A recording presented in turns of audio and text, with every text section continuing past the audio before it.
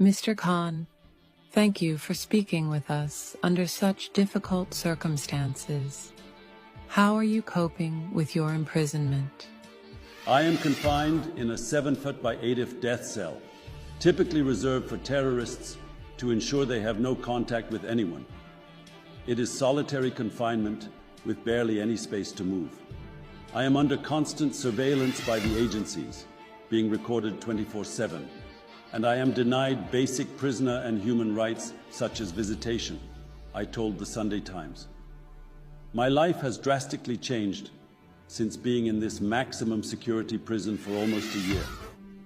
The charges against me: corruption for allegedly selling state gifts, treason for leaking state documents, and an illegal and un-Islamic marriage, have led to my confinement. The interview was conducted through my lawyers because I am not allowed pencil and paper. This month, a UN working group on human rights declared my incarceration arbitrary and in violation of international law, demanding my immediate release. Recent judgments in Pakistan have ruled in my favor. In June, the so-called Cypher case for leaking state secrets was overturned, as was, on July 13th, my convictions for illegal marriage and for selling state gifts such as jewelry from the Saudi crown prince. However, I was denied bail by a Lahore court over accusations that I had incited my supporters to riot in May last year after being pushed from power.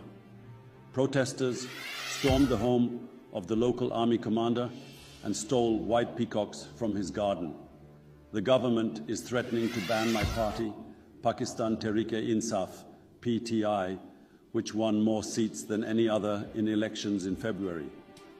This is despite what I have called unprecedented pre-poll rigging, including my imprisonment, along with that of many of my key lieutenants, and the banning of our party symbol, the cricket bat.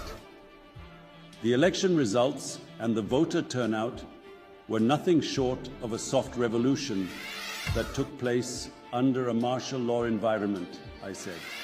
People voted for me because they are fed up with the current system and how Pakistan is being run.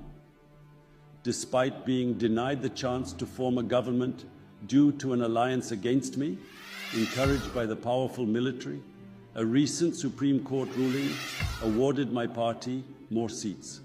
I insist we secured a significant majority of approximately 175 seats, not the 93 that were officially acknowledged after being usurped. Last Monday, Ataullah Tarar, the information minister, declared that the government would bring proceedings in the Supreme Court to ban PTI permanently. We are going to impose a ban on PTI, and we believe that Article 17 of the Constitution gives the government the right to ban political parties, and the matter will be referred to the Supreme Court, he told journalists. Although Pakistan has spent many years under military rule, no party has been banned, and the US State Department expressed its apprehension. Banning a political party would be of great concern to us, a spokesman said. These games are being played to break me and my party, but by the grace of the Almighty, nothing has or will succeed.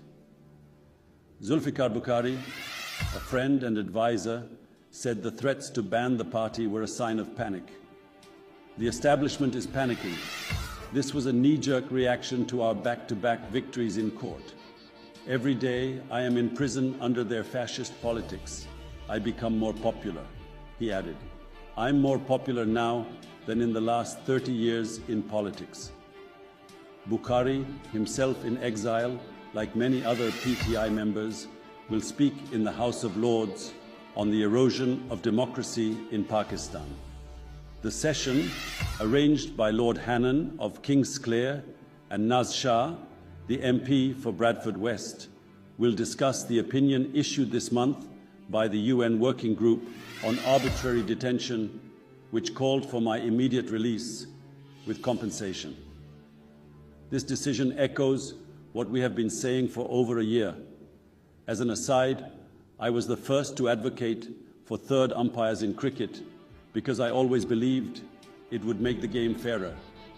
With this independent opinion, it's no longer about taking my word for it, nor my party's word, or the government's. Anyone can read the entire report and see for themselves the injustices that have occurred and what is ultimately damaging the country and hurting its people. I urge other country leaders and human rights organizations to read the UN decision and act. Despite the conditions, I keep my morale high by keeping fit whenever possible. I engage in whatever physical exercises I can and read extensively, I said. I spend most of my time planning for the future. Despite being caged, the entire country looks to me for hope and resilience. Most importantly, my prayers keep me steadfast. My belief in God assures me that justice will prevail over tyranny.